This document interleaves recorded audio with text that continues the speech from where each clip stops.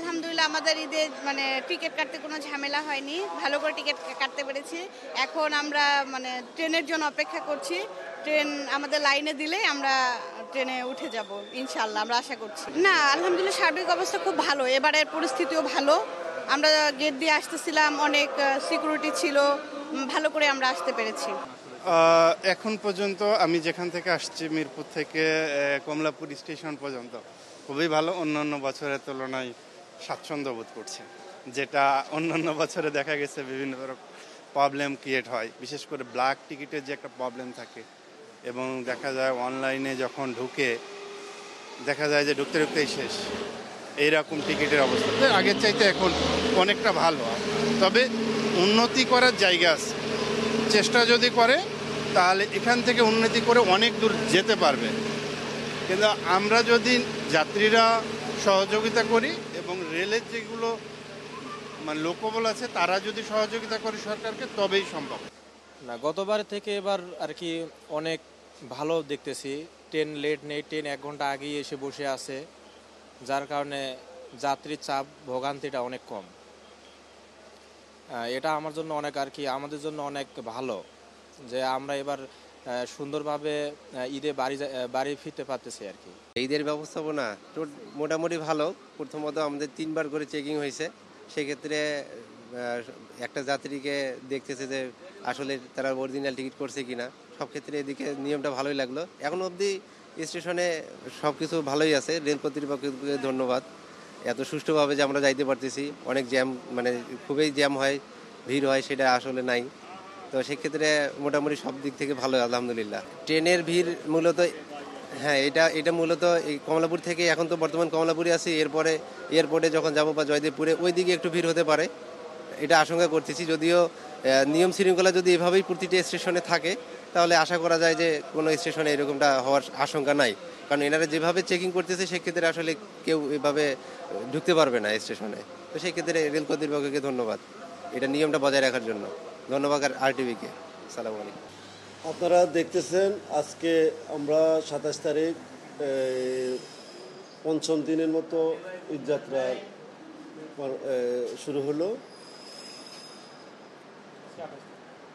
আজকে 28 তারিখ, আজকে 28 তারিখ, পঞ্চম দিনের মতো ঈদযাত্রা শুরু হলো।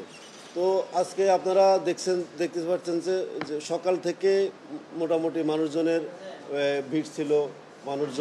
অনেক মানুষ ট্রেনে তাদের বাড়িতে যাওয়ার জন্য এসেছে এবং ট্রেনে অ্যাপেল করতে পেরেছে, ট্রেনে যাত্রা করেছে। আর সকাল থেকে এখন পর্যন্ত আমাদের আন্তনগর ট্রেন, মেল এক্সপ্রেস মিলিয়ে 20টা ট্রেন ছেড়ে যায়। প্রত্যেক ট্রেনেই মোটামুটি লক্ষণীয় ভিড় ছিল। এখন আমাদের যেসব ট্রেনে স্ট্যান্ডিং টিকিট বিক্রি করছি, আমরা 25% কোটা ফুলফিল স্ট্যান্ডিং টিকিট বিক্রি করছি। আর মেল এক্সপ্রেস ট্রেনগুলোতেও মোটামুটি দর্শকদের যাত্রীদের ভিড় ছিল। হ্যাঁ, সকাল থেকে মোটামুটি আমাদের বেশিরভাগ ট্রেনেই সঠিক সময় চলে গেছে। একটা ট্রেন ধূমকেতু এক্সপ্রেস সকালের, এটা একটু যান্ত্রিক সমস্যার কারণে মাত্র 35 মিনিট বিলম্বে ছেড়ে যায়, আর সব ট্রেনে সঠিক সময় চলে। আমি তো সোনার বাংলা 22 মিনিট লেটে আপনাকে গিয়েছি।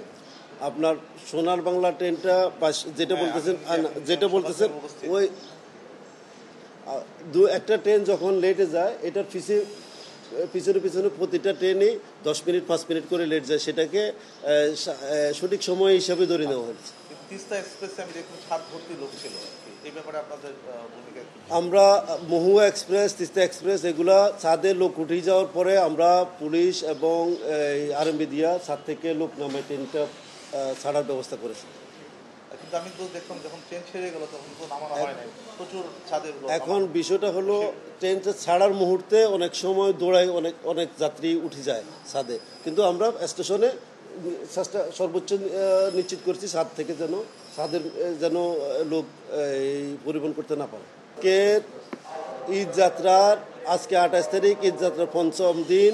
আমাদের আন্তনগর ট্রেন 43টা আন্তনগর ট্রেন যাবে, তন্মধ্যে 43টা আন্তনগর ট্রেন এবং 27টা মেল এক্সপ্রেস কমিউটার ট্রেন, তন্মধ্যে একটা স্পেশাল ট্রেনও রয়েছে। আর এখন পর্যন্ত 21টা ট্রেন ঢাকা স্টেশন ছেড়ে গেছে। আর সবগুলো ট্রেনেই প্রায় সঠিক সময় গেছে, দু একটা ট্রেন হয়তো একটু লেট গেছে। আর যাত্রীরা নিরাপদে এবং নির্বিঘ্নে যাতায়াত করতে পেরেছে, সেই হিসাবে আমি মোটামুটি সৃষ্টিকর্তার কাছে কৃতজ্ঞ। এবং আপনাদের সবার কাছে